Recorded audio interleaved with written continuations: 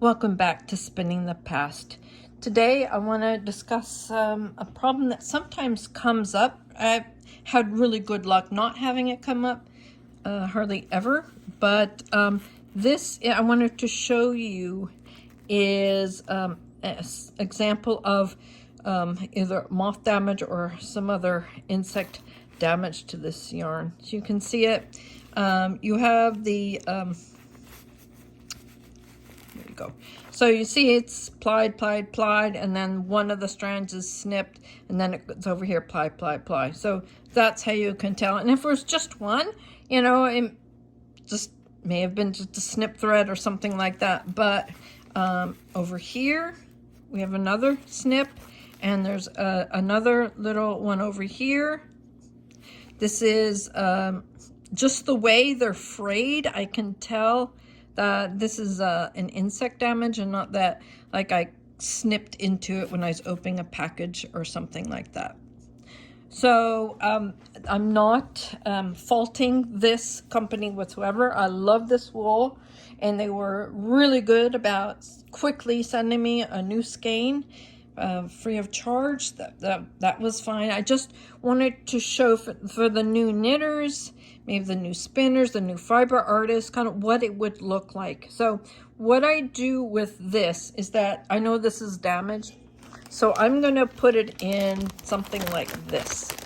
I'm not going to put it in my stash. I'm going to put it in one of these, and then I'm going to put this in the freezer. Probably do my, kind of like 48 hours in the freezer and then 48 hours out of it.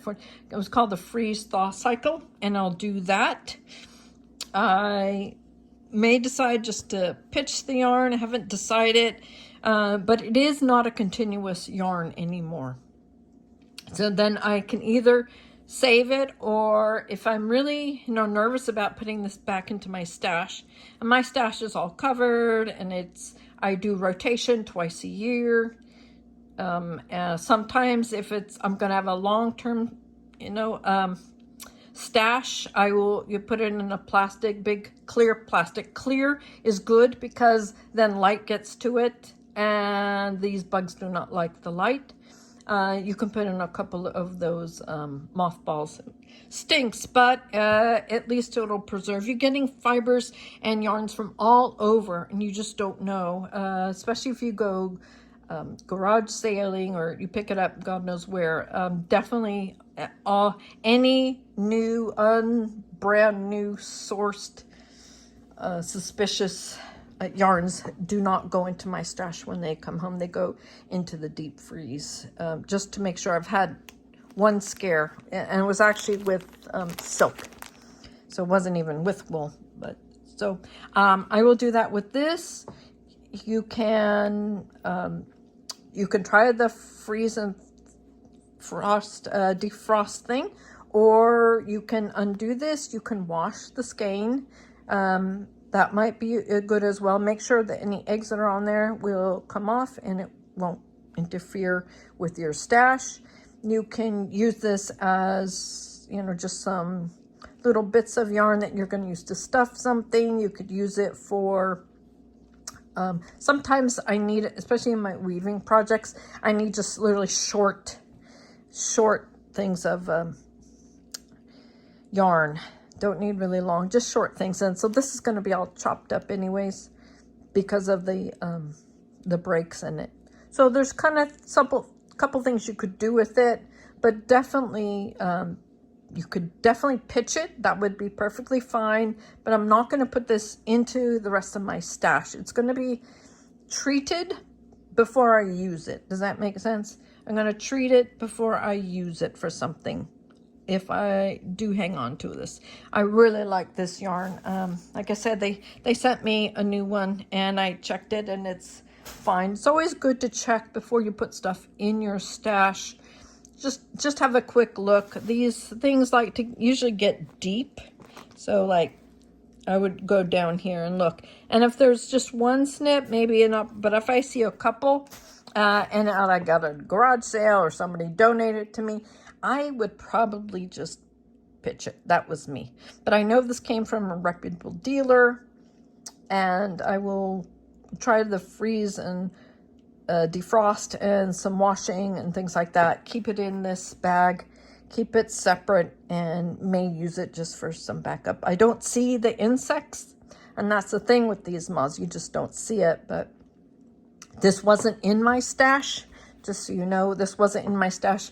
I had ordered 2 skeins, and when I'd used up the 1 skein, I went to go use this skein, and then it was this. So that's how I found it. It wasn't in my stash.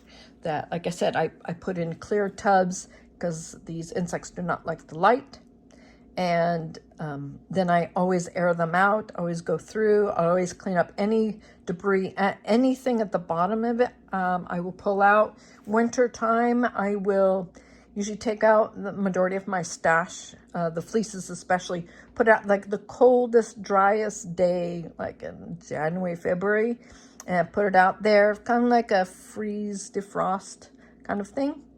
For my bulkier wools, I'll put them out there, put it in. But I have a nice deep freeze in part for my wool stash. So that's what I'm going to use with this, just to kind of quarantine this before I decide what I'm actually going to do with it. But if you're going to have wools, and it's not just wool, silk is the one I had the problem with, you have to be vigilant. You have to be on top of that. You have to rotate your stash. You have to examine it, look at it, keep it protected. If you feel like you need to put some mothballs in there, then you do that. You do whatever you think you need to do to protect the stash. These are pretty pricey, these skeins. They're, to me, they have value, a great deal of value. I don't feel like pitching a whole tub full out.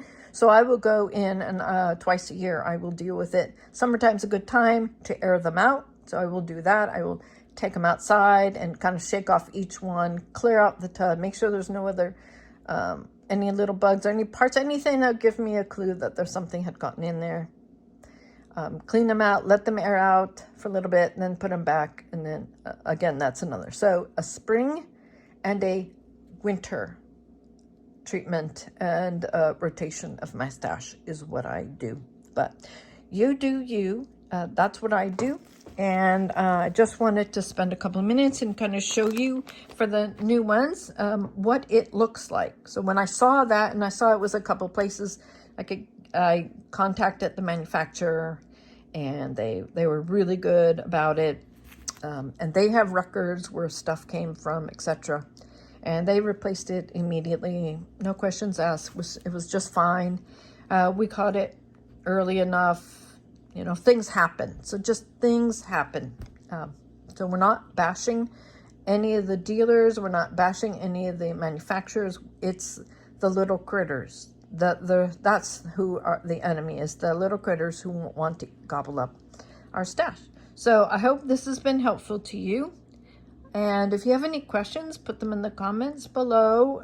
If you have any other suggestions for other type of videos you would like, just also give me a little message down there in the bottom. And I will catch you next time on Spinning the Past.